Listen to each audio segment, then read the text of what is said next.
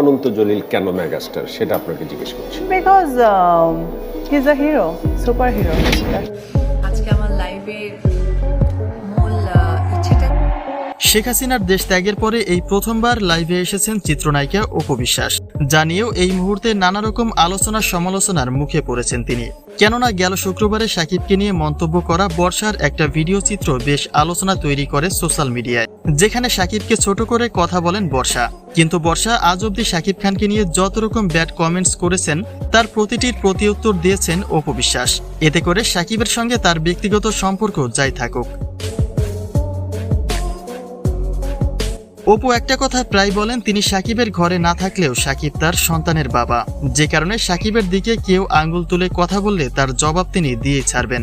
এতে কে কি মনে করবে তাতে তার কিচ্ছু যায় আসে না। যেমনটা বিগত সময় অনেকবারই দেখিয়েছেন অপু বিশ্বাস। বর্ষা যতবার শাকিবকে কটাক্ষ করে কথা বলেছেন, অপু বিশ্বাস ঠিক ততবারই তার প্রতিটি কথার জবাব দিয়েছেন, যে কারণে গতকাল অপুর লাইভে আসা নিয়ে চলছে নানা রকম আলোচনা।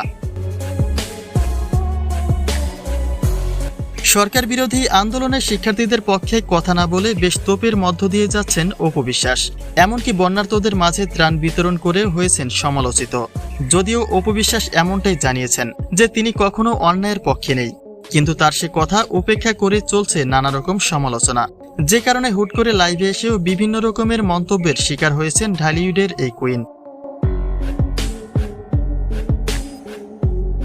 মূলত বর্ষা শাকিবকে পেছনে ফেলে মেগাস্টার হিরো হিসেবে এগিয়ে রেখেছেন অনন্ত জলিলকে, যাতে করে শাকিবের মান ক্ষুণ্ণ হয়েছে। আর তারপরেই অপু বিশ্বাসের এই লাইভে আসা।